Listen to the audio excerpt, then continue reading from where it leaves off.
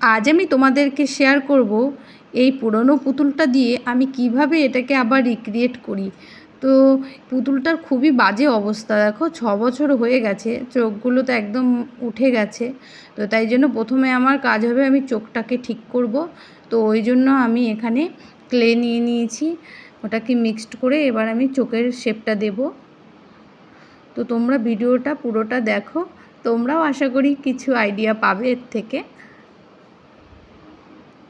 তো প্রথমে দেখো আমি চোখের মধ্যে ফেভিকল লাগিয়ে নিলাম। এবার ওই ক্লেটাকে আমি এর উপরে একটা শেপ দেওয়ার চেষ্টা করেছি।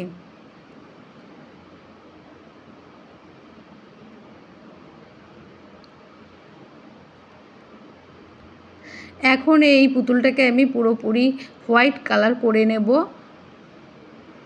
হোয়াইট কালার করে নিয়ে, কারণ দেখো অনেক দাগ রয়েছে সারা বাড়ি, পুতুলটার সারা গায়ে কলমের দাগে একদম ভর্তি করে দিয়েছে। তো এটাকে আমি যাতে আর না বোঝা যায় ওই কারণে প্রথমে হোয়াইট কালার দিয়ে পরে আবার আমি স্কিনের কালারটা করব।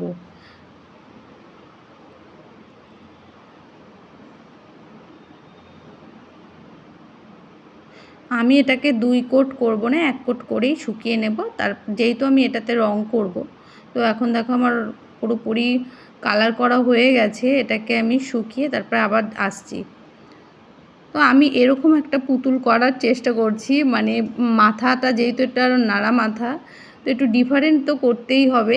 ওই কারণে দেখো আমি এর মাথায় একটা হেয়ার ব্যান্ডও পরাবো। তো তাই জন্য আবার ক্লে নিয়ে নিয়েছি। এবার নিয়ে এটাকে আমি মাথার ওপরে একটা হেয়ার ব্যান্ডের লুক দেব। এইভাবে বসিয়ে নিলাম। এবার এটাকে চেপে চেপে হেয়ার ব্যান্ডের আকৃতি দেওয়ার চেষ্টা করছি।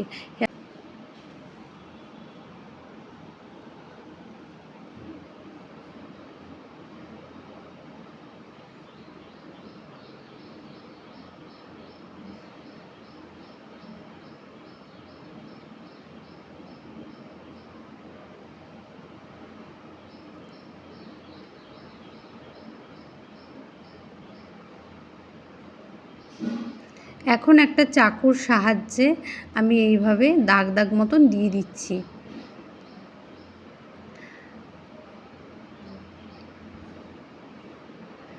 এবার এর উপরে ফুলটা আমি বানাবো।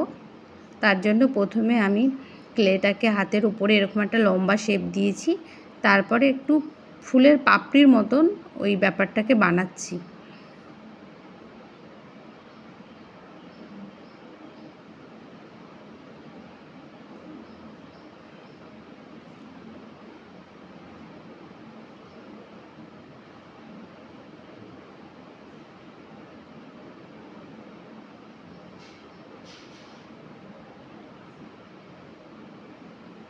মাথাটাকে একটু শেপ দেওয়ার চেষ্টা করব, একটু উঁচু করে দেব যাতে পাপড়ির মতন ফিল হয়।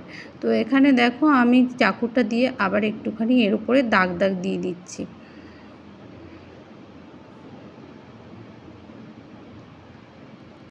এখন এই ফুলটাকে আমি হেয়ার ব্যান্ডের উপর বসিয়ে দেব, হালকা হাতে বসিয়ে দিলাম।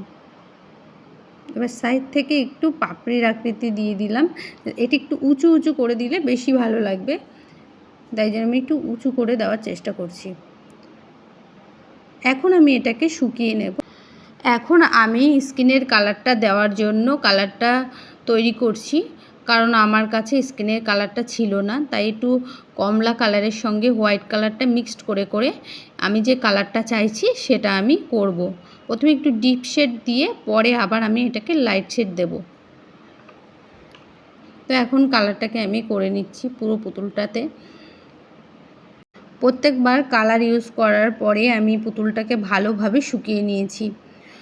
তো প্রথম তো আমি একদিন পুরো রেখে দিয়েছিলাম, আর দ্বিতীয় দিনে আমি একদিন পুরো রাখবো, তারপরে আবার নতুনভাবে আমি রং অ্যাপ্লাই করব। শুকিয়ে নেওয়াটা খুবই ইম্পর্টেন্ট। তো এখানে আমার রং করা কমপ্লিট হয়ে গেছে, আবার শুকিয়ে নিয়ে আমি পরের দিন দেখা করছি। তো এখন আবার দেখো আমি পরের দিন চলে এসেছি। এবার এক শেড হালকা কালার দিয়ে আমি আবার কালারটা করে নিচ্ছি।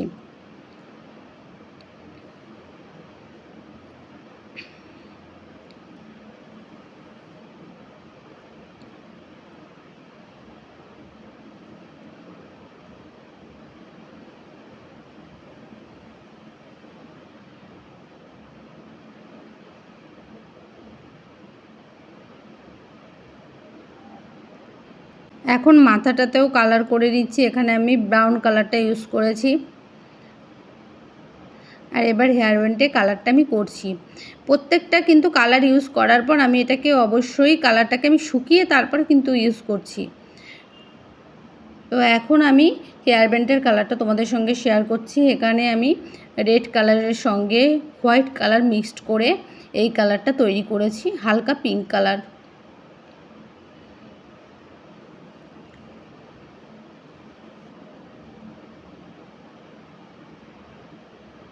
তো পুরো হেয়ার ব্যান্ডে আমি এই কালারটা ইউজ করে নেব। এখন একটু রেড কালার দিয়ে আমি কিছু জায়গায় জায়গায় আর কি ছায়া ব্যাপারটাকে বুঝিয়েছি, যার জন্য এটা দেখতে আরেকটু ভালো লাগছে।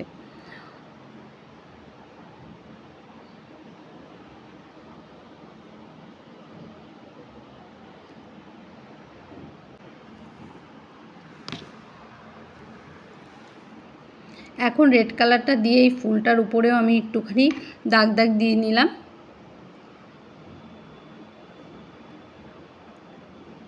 ফিতেটাতেও একটু দিয়ে দিচ্ছি।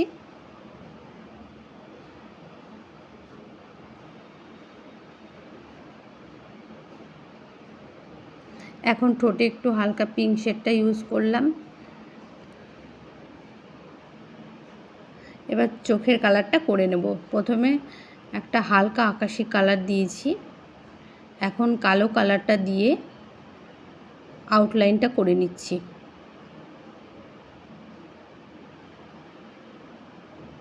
কালো কালারটা দিয়ে ভিতরের মণিটাকেও এবার আমি বুঝিয়ে দেবো।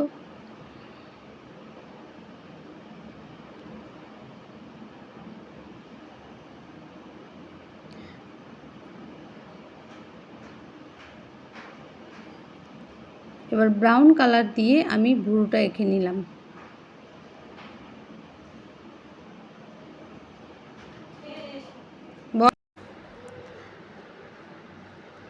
এখন আমি প্যান্টও পরিয়ে দিয়েছি একটা পিঙ্ক কালারের। এবার সেটাকে কালার করে নিচ্ছি। প্রথমে হালকা পিঙ্ক দিয়ে, পরে রেড কালার দিয়ে আমি ডিজাইনটা করে দিলাম। ঠোঁটেও হালকা একটু রেড কালারটা আমি ইউজ করেছি। তো এই হচ্ছে আমার ফাইনাল লুক। কেমন হয়েছে তোমরা অবশ্যই জানিও।